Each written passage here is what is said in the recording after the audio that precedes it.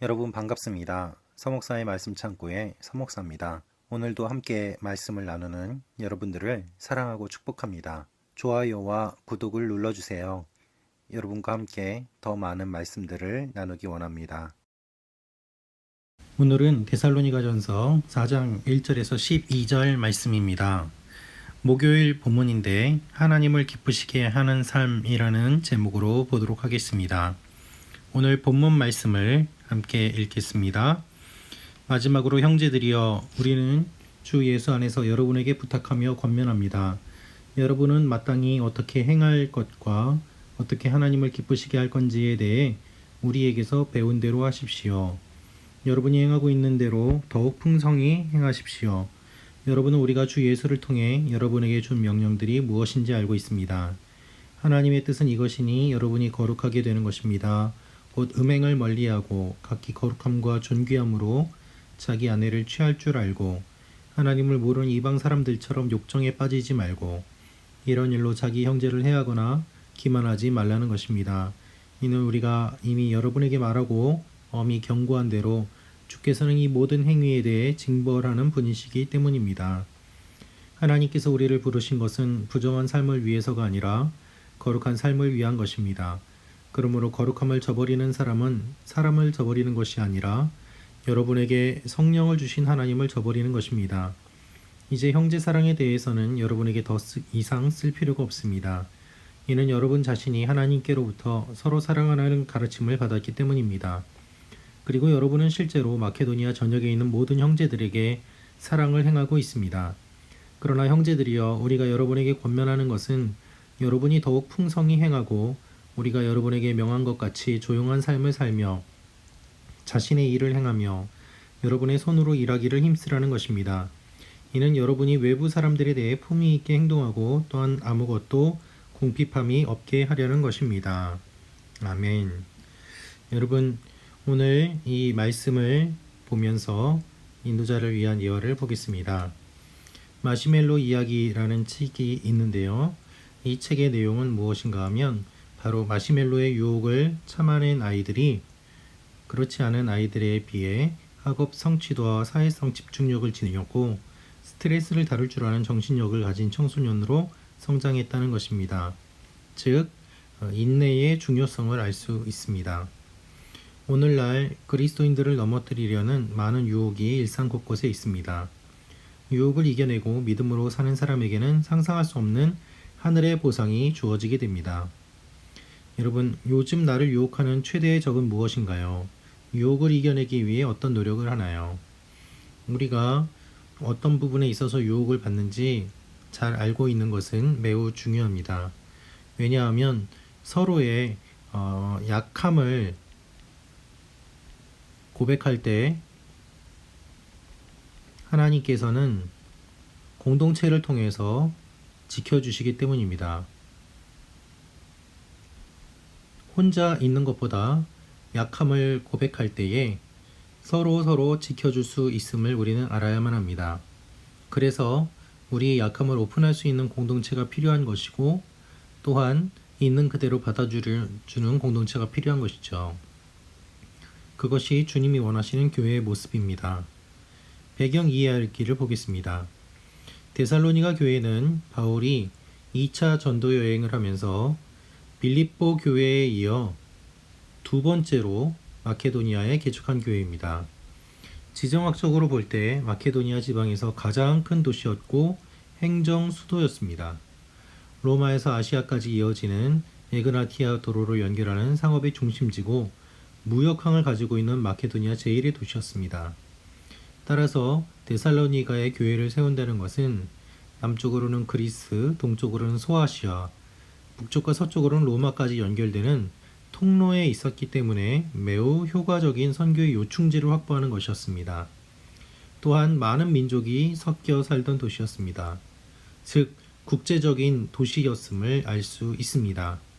그래서 바울은 지속적으로 관심을 갖고 데살로니가 교회를 향한 메시지를 전했습니다. 데살로니가 교회는 믿음을 가지고 칭찬받는 교회였지만 문제가 아주 없는 것은 아니었습니다. 이교 사회에 둘러싸여 있어서 도덕적 윤리적 문제가 있었고 이에 대한 신앙적 교훈과 가르침이 필요했습니다.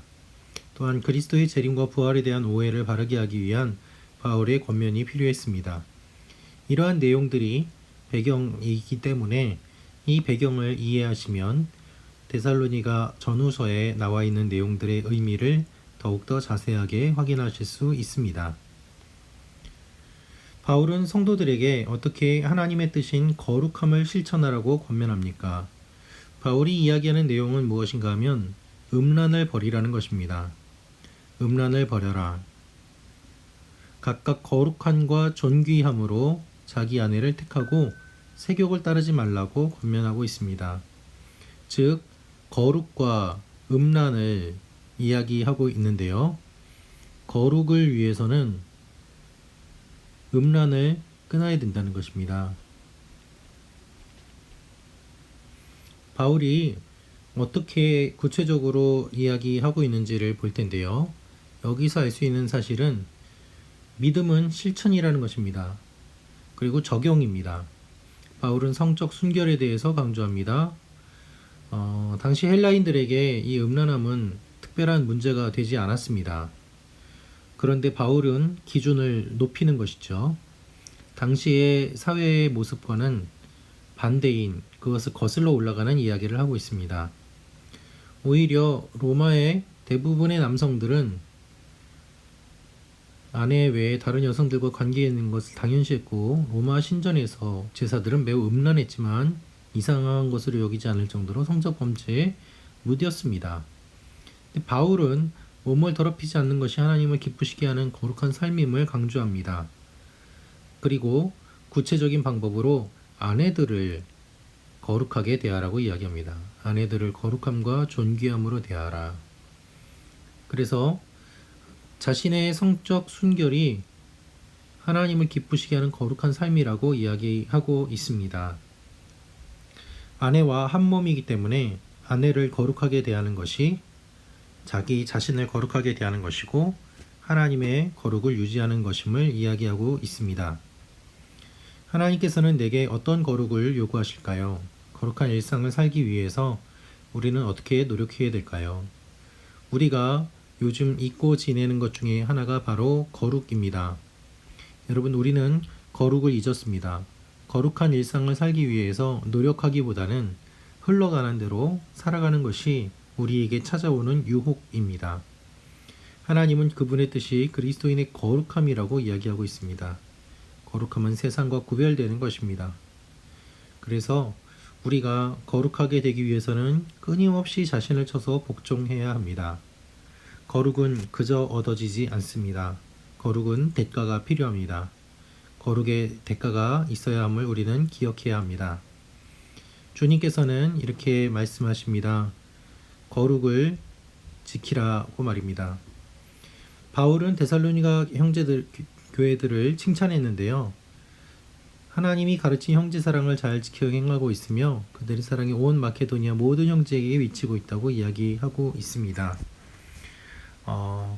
성경에서 이웃 사랑은 구별되지 않습니다. 이웃을 곧 형제라고 정의 내리는 것이 구약 성경의 용어 사용법이었습니다. 따라서 이웃 사랑은 형제 사랑이고 형제 사랑은 이웃 사랑이었습니다.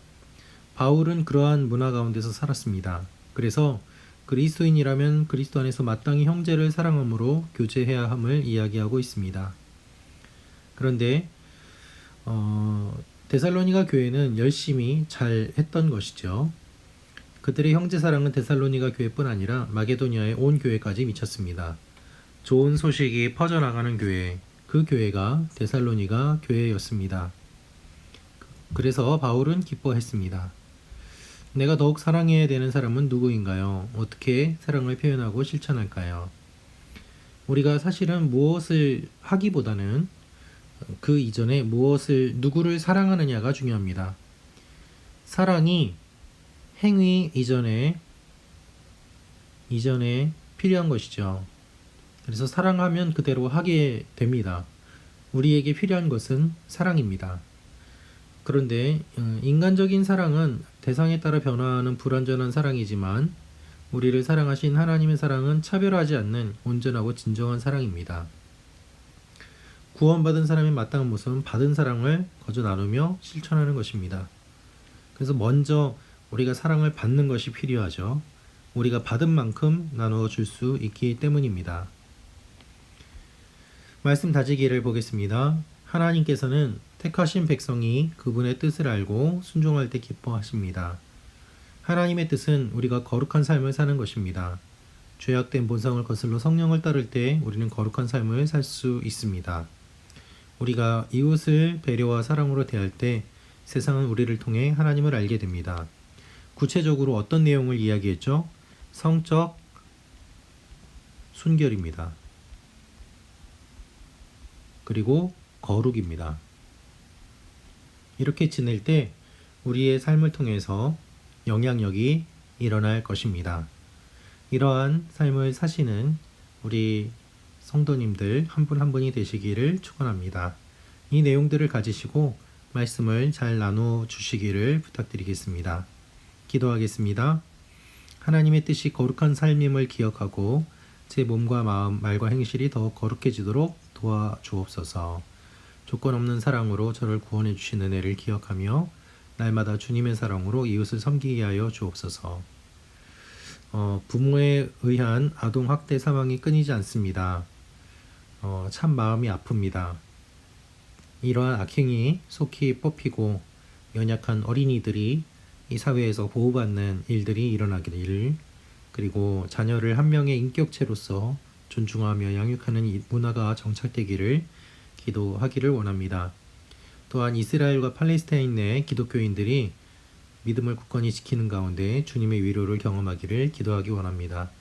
팔레스타인 안에도 기독교인들이 있습니다. 믿음의 형제 자매들을 기억하며 주님의 위로가 임함으로 그 땅의 정치적인 것들이 끝나고 진정한 평화가 임하기를 기도하면 좋겠습니다. 기도하겠습니다. 하나님, 오늘 기도 제목들을 나누었습니다. 말씀을 나누었습니다.